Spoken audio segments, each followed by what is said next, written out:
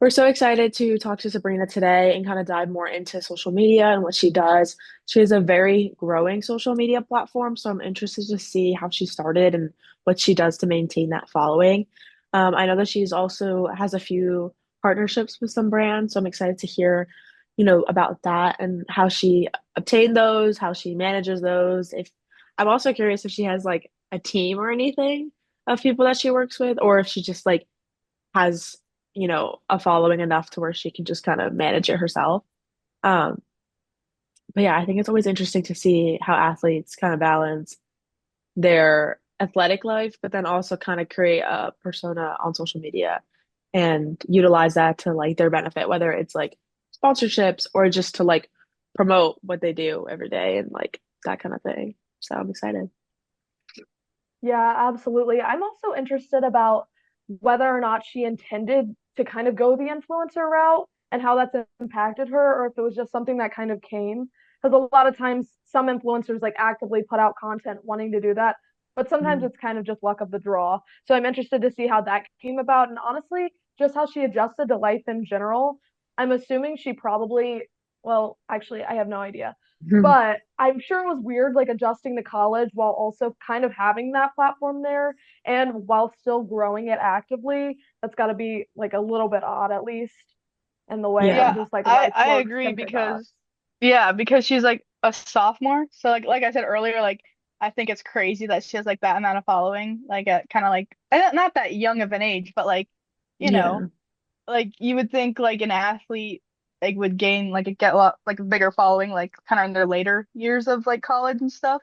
So I'm curious to see if that was like kind of like a gradual following that got there, or if there was like that something happened where she got like a lot of publicity doing something and she like Mhm. got like a massive following at once. Yeah. I'm also curious to see if like she has any strategies for like maintaining it either, or like Hmm. if she Yeah. truly just is like, today I'm gonna film a video of me going to classes and Check is gonna sponsor it and I'm gonna study, or like does she like spend a certain amount of time during the week to plan out these like advertisement videos? Does she have to like work with them a lot, or is it kind of like I don't know where the line is drawn between these super big influencers where like this is their job, like this is what they do when they wake up, this is what they do when they go to sleep, versus like athletes here, obviously their number one job is to be an athlete. And then on the side, they're kind of like, oh, okay, like maybe and I don't know if they're thinking this, like maybe if I post this video, it'll do really well. Or Hmm. if they're just simply posting the video and it does really well. So I'm curious if like she's on the end of it being a job that she wants to grow and pursue, or if it just happened to be something that she just kind of posts about and like it's growing, you know? Yeah. And not only is she like an athlete, but she's a student here too. So to balance like her, Yeah. practices, like games, wherever she's cheerleading and stuff, on top of schoolwork, going to classes, with that, like you said, if she does want to like actively try to grow it with that like filming brand deals and stuff, like I wonder, like I bet that's a very busy schedule. Right. It kind of reminds me of when we talked to Carson Riley about how she like plans out how she's going to post. Obviously, that's for like Hmm. a completely different brand. That's for Clemson Athletics, but it just reminds me of that because I'm wondering if she like builds her brand like that as well.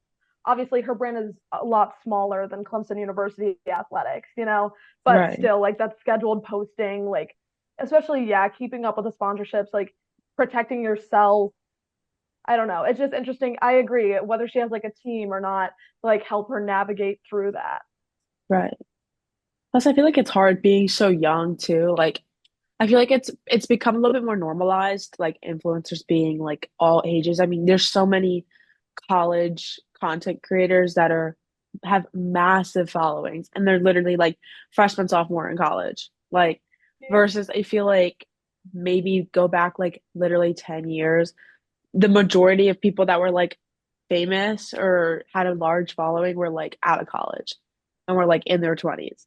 Um, so I think it's interesting that like not only is it more evident that younger people are like growing these platforms, but also that like they're able to, which I think is Mhm. interesting because I feel like it's getting younger and younger, like the people that are posting on social media and like creating social media presence and kind of building this brand around either who they are or creating a new brand to I think Yeah, I that mean, being a content creator now is like I feel like there's always like an interest for anything.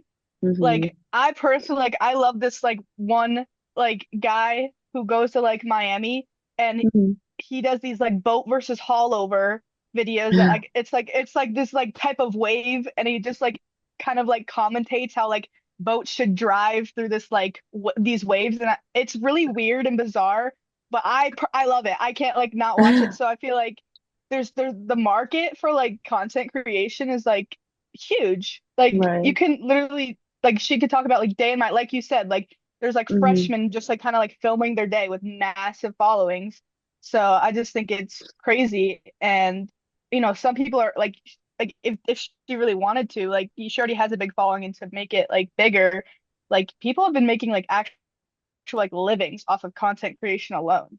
So Right. it also, I feel like just helps connect people because I know I don't know if you guys did this, but when I was coming to Clemson, I definitely looked up like day in my life at Clemson University to like see what Yeah. people were doing, like dorm tours, things like that. I was Yeah. super into that, always looking, and it always just like helped me feel like I would adjust better when coming there with people sharing their experiences, especially when you have things like TikTok, which like now is like 1 minute long videos. You know what I mean? Right. Like Right. your attention so quickly. Like that just gives so many more opportunities for people to like get their chance out there and like be themselves and have people like them. Yeah.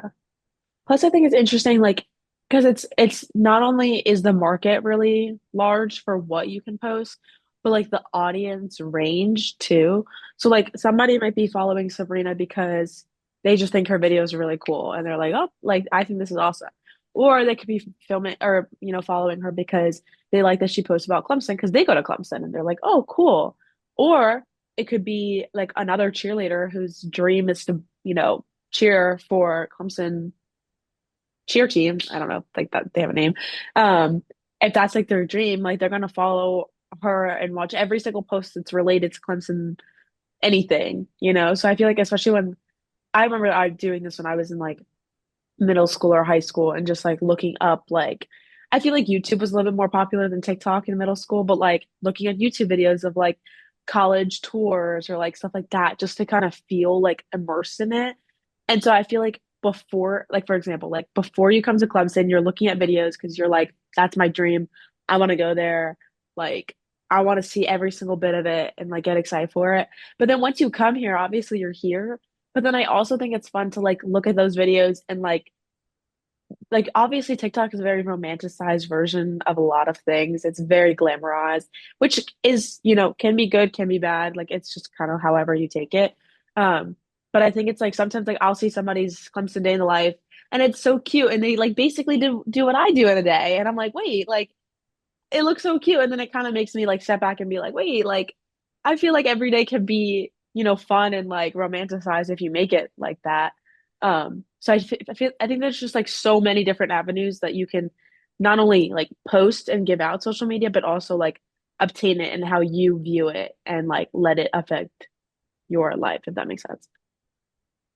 So, yeah. 100%. I also feel like it's just finding your target audience sometimes, which I feel like yeah, can be a little hard, especially on TikTok. Like on Instagram, you can like follow people from Clemson, like you were saying, whatever. But like sometimes you're just not reaching who you want to reach because there is something out there for everybody. Like if you post right, anything, there will be like an audience for it. But it's just like, right. how do you get there? How do you navigate that? And how do you make sure you stay with them, you know? Yeah. I think the retention is like the hardest thing nowadays because I feel like you can get, especially with how easily things go viral too. Like you could post a viral video and you could hit, 4 million views, whatever. But how are you going to keep those people on your page? You know what I'm saying? Like Oh, yeah. you have 4 million people going across your page, but like if the rest of your videos are like not as entertaining to them or maybe not fit their needs, they're just going to keep scrolling. And so I feel like it's hard on TikTok when a lot of things are viral based versus I feel like YouTube and maybe Instagram, it's more of like building connections with your like audience and Yeah. like a trusting fan base. Like I don't know how to phrase that, but like, like you're building like a community versus TikTok, I feel like it changes so rapidly because like literally one video could go viral and you have 200,000 new followers that like don't really know who you are, but they're just like, oh, her content's cool. Um, so I just think it's like how you retain it. And even if you care, like I'm just so curious to know if like the athletes, like I guess specifically here, like care about their following or like are like purposely trying to grow it, or if it's literally just like, okay, cool, I have a few viral videos, or it's fun to like do this trend or like whatever. Um, but yeah, I don't know. For her, I feel like it might be because she has, like you said, she has like a partnership with like Chegg. So yeah, maybe for her, it's more than just a like, oh, this is like fun that like yeah, I'll still post what I want, but yeah, I have a nice following. But I right, think we're gonna see that she kind of wants to maintain that following and grow it. yeah, I agree.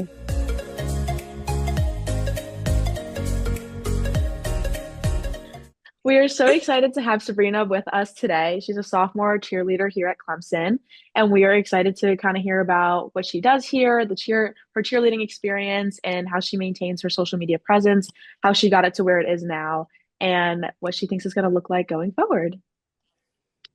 Yay! Hi All guys. Yay! Thank right, you for the introduction. we'll start off just like pretty basic. Tell us a little bit more about yourself, where you're from, how you got onto the cheer team here, maybe how you heard about it, like all of that, all the backstory. Okay, so I am from Long Island, New York, and I am a sophomore, like you said, at Clemson. And I got into social media really like I feel like I was like 12, 13. Mhm. Um, I am a co-founder of a 501c3 nonprofit organization called the Olivia Hope Foundation. So just through that, and through like having a lot of different connections in different areas of my life, um, I pretty much grew a presence.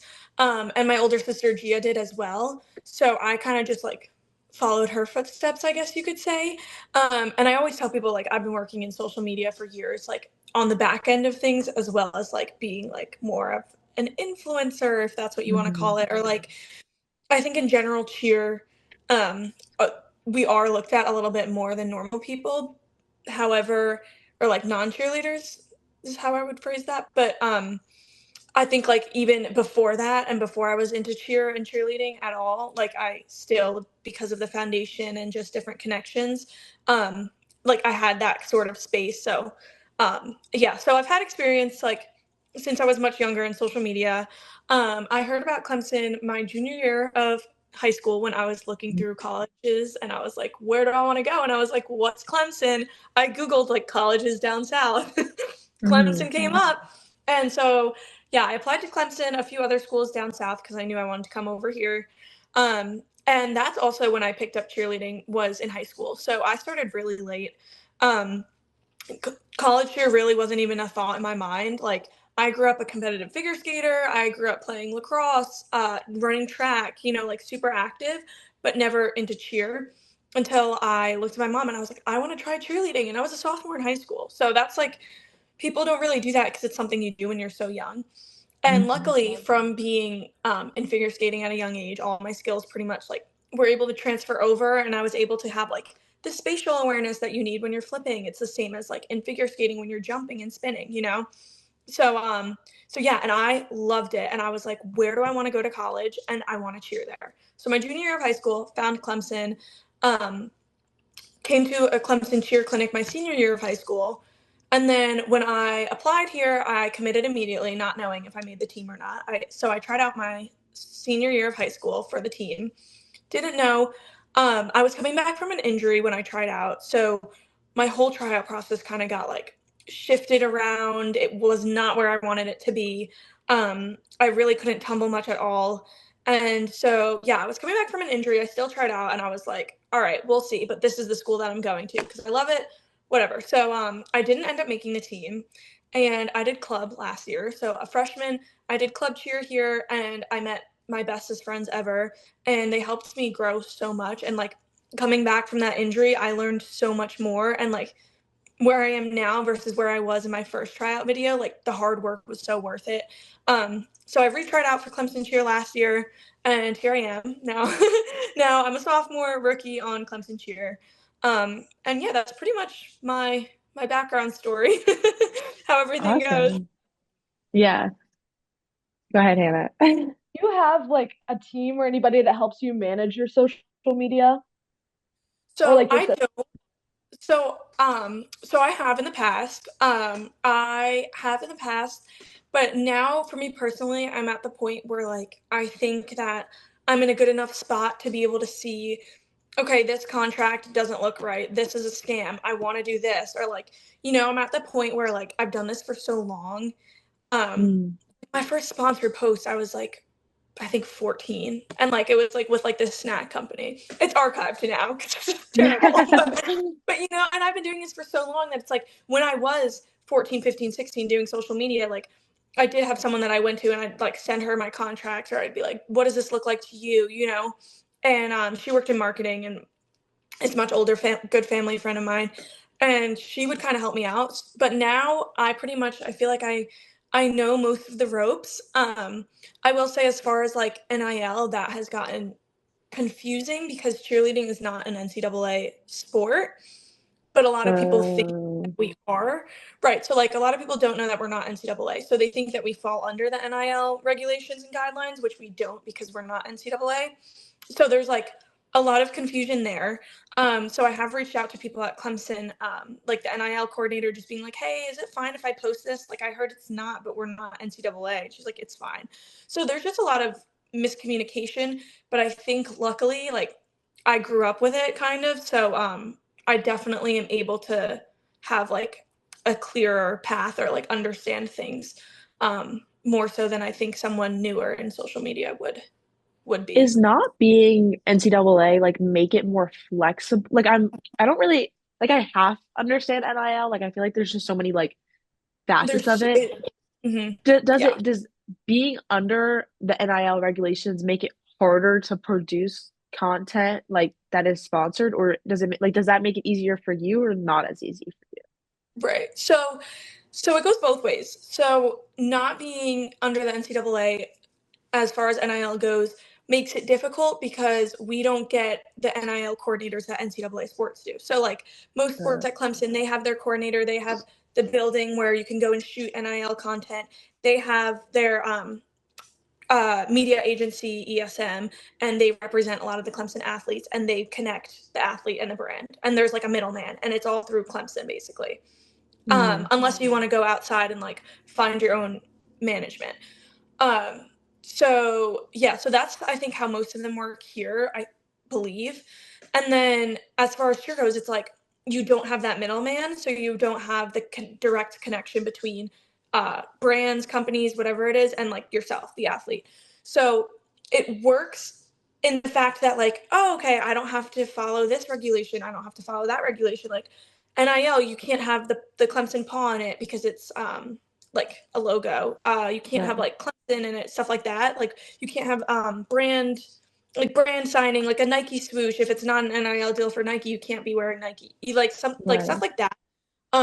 I think I don't know the Clemson specific rules, but like just general things. Like there's loopholes that people doing NIL deals have to deal with that are NCAA, but then there's loopholes that we get to go into that's like a way out of those situations, right? So like I can be right, shooting with a Clemson paw because it's not NIL because I'm not an NCAA sport, but we don't get the benefit of having someone to connect us to companies. So like everything that I do is on my own basically. And like I'm not with an agency or anything like that. So it's like it is what you put into it basically. So right. it's good in the fact that like there's some rules that we don't have to follow, and then it's also just like kind of frustrating or annoying in the fact that like what you put into it is what you get. Like you're not given being handed opportunities by brands. Right, right. And so, do you like for you personally, is social media, like whether it's your TikTok, your Instagram, like whatever, even just like sponsorships, is that something that you do like solely just because you're like, this is so fun, I like posting, I like seeing where this goes? Or is this something that you're trying to develop into like a business sort of, and something that you can out of college like make money off of and like make it your job? Or Right. like how do you view it personally? Like there's no right or wrong answer, but Right. So I think I go back and forth. Honestly, like sometimes I'll be like, okay, I really want to monetize my platform more. This is what I can do. Like I know what I have to do that. And then generally though, like I feel like not many people know this because I am so active on social media, is I am a generally private person. So I mean, it's hard when it's like I feel like if I want to be monetizing my platform more, right? Like you have to be posting more, you have to be engaging more. But then I'm also like, I really don't want to be spending that much time on my phone, on social media, posting my entire life to people. Like, I'm not that into it, you know? So I right. think for me, I go back and forth definitely. I don't see this as a career in my future. I mean, I think right now it's like, it's more of like a fun, okay, yes, I'll take this deal because I like your brand, not like, okay, this is my job, this is my work, you know? Right. It's more for fun. I feel like when it does get to the point where people are like putting it in so much for work, that's when you lose authenticity and like that's when your followers lose trust in you, number one. And that's when like you get so caught up in social media. And like for me personally, I just think right now where I'm at, I mean, I have a few other jobs.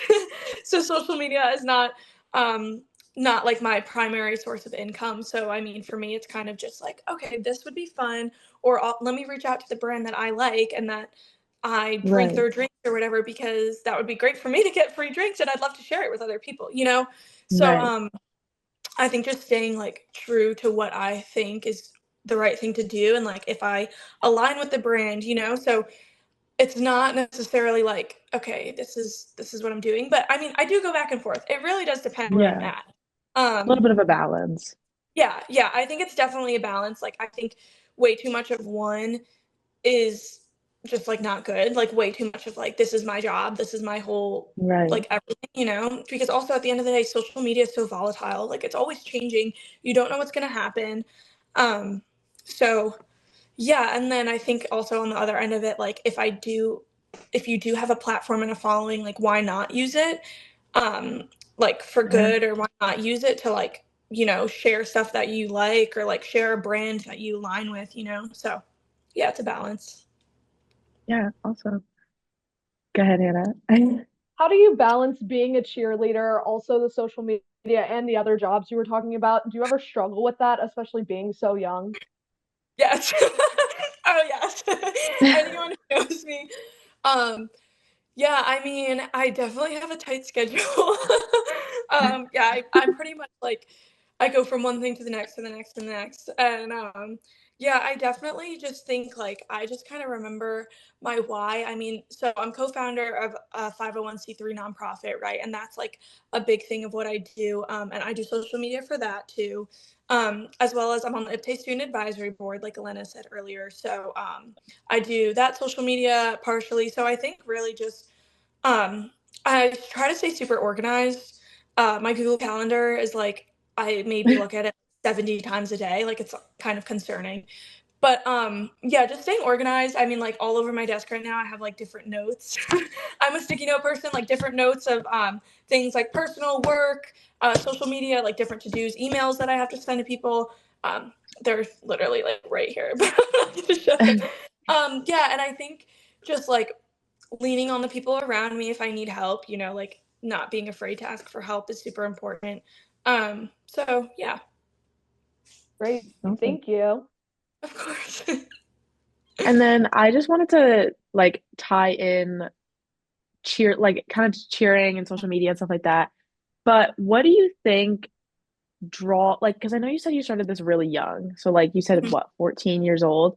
Do you Yeah. think that like joining the cheer team or anything like that has kind of pushed you to like want and I know you said it's kind of more of a balance, but like I feel like being a Clemson cheerleader kind of helps you create a new audience on its own.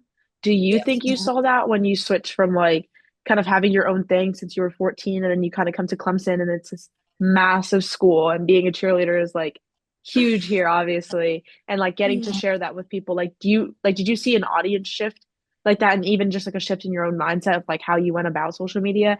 Or did it kind of stay very like the same since before, like pre Clemson?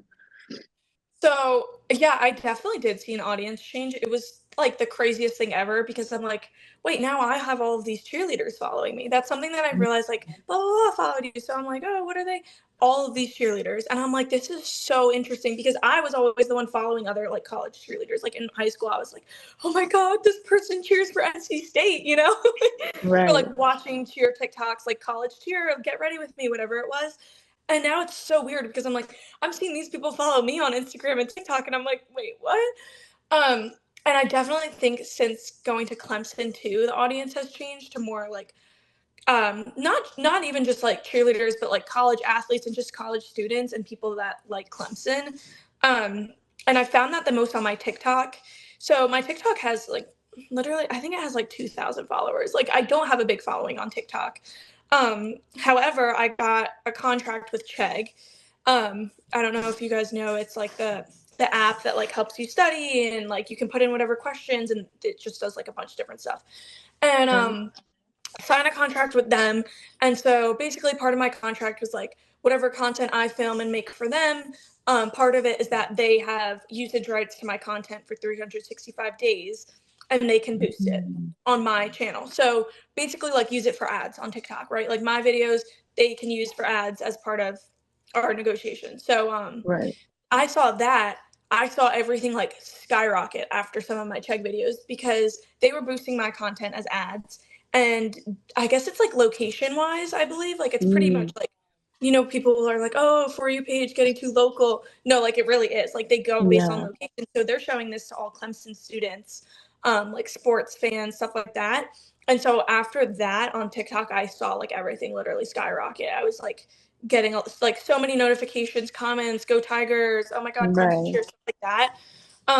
So it definitely has changed my audience, like 100,000,000,000%, yes. And then as far as how I view social media, yes and no. So I still try to like keep it like just sharing like the outside parts of my life, I guess, because again, like I really am not in it to share all of like like I'm just not a fan of like sharing everything in my personal life to social Right. media. But I do definitely love to share like things that we do that are like community outreach or like things that like are like the good we do and also just like giving back to our community and like I want to also have a platform where it's like people can DM me and they have before saying your story is so inspiring, like I tried out for Clemson cheer because of you. Like I've had two girls DM me that and I was like what? I Yeah. was like, huh? So Yeah. I definitely think it's a balance. And also, um, as far as being in cheer too, this is something like a different facet of it is like people are looking at us, like people are watching us or like in CVS, they're like looking over at us and they're like, wait, what do I know you from? Because being in cheer is different than being in football. Whereas like when you're playing football, right, you have a helmet on, you have your jersey on, we're doing a lot of like crowd interaction all the time. So like basketball games, football games, gymnastics meets, we're like right there on the sidelines next to the crowd. And then we're going to Tiger Walk and we're interacting with people. So it's a lot of like face-to-face interaction. Whereas with some other sports, it's not, or it's kind of from a distance. And Right. so really cheer is like we try to I guess kind of serve as like that community aspect of where people can get face-to-face interaction with like Clemson and Clemson sports. So Right. that definitely brings a different aspect to social media because everything that's like posted, it's like, okay, number one, who's seeing this? Number two, like, can I post this? Is my grandma gonna like it? Is my mom gonna like it? And if I was 6 years old, would I like it? Like making sure that Right. everything is like okay to post. And I mean, some girls, I guess, like I've heard like on other teams and stuff like that. I mean, some people like just struggle with that. We're all in college, like we're at Clemson, but that's definitely a side that people don't see is like, okay, if you're going to CVS, make sure you don't you don't look like you just rolled out of bed because someone in there will probably be like, oh wait, that's a cheerleader. Right. Just like keeping your presence on social media and off of social media. Yes. Yeah. Yeah. Awesome. That's so cool. I really like actually learned a lot and like I feel like I thought I knew a lot about you too. I feel like I learned so much more too. I know. It's definitely like an interesting talk. I mean, this is like my soapbox. Like I could talk so much about social media and how it's changed and cheer with it and just everything. And I mean, Right. I'm like, how often though are people asking me the questions like this? Like, has your audience changed? Like, yes, it has, but like I Yeah. haven't ever answered this question. You're like, let me talk about it, please. No, really, yeah. No, that's So, awesome. Anybody else have any questions before I close up? All right. Well, thank you so much for taking the time out of your very busy schedule. We of totally understand course, that, but I Yeah. of appreciate it. course. We Oh learned my so gosh. much. Oh my God, I'm glad I could help. If you guys have any other questions or if anyone who ends up watching this podcast does, they could Yes. just DM me And or check like her out on interact all with social you. media platforms. Yeah, It's follow just her. your social media is just like your name, right? Yeah, it's Yeah. Sabrina Lorusso with 2 A's because I can't get the name Sabrina Lorusso because someone else has the handle and I literally can't find it, but Instagram doesn't let me have it. It's so annoying. Instagram is so weird with But it's handles. okay. But well, Yeah. thank you so much. Thank Of you. We'll course. we'll Thank you for stay in having me. touch. Yes, I'll text you.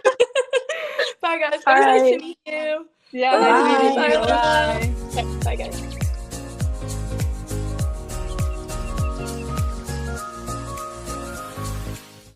We are so grateful that Sabrina joined us today. We learned a lot about how she maintains her social media, her presence, and just all about her. And we're so grateful that she took the time to talk with us. We also just wanted to say thank you to everybody who tuned in for this past season of Tigers Unleashed. We had so much fun in all of our episodes, and we want to especially thank all of our guests that we've had. We've learned a lot from anything athletics, social media, managing, all of the above. We've learned so much, and we're really grateful that we've been able to have such good and meaningful conversations with our guests and with each other. And for that, we are closing off. Yay! Thank you. Bye. Bye.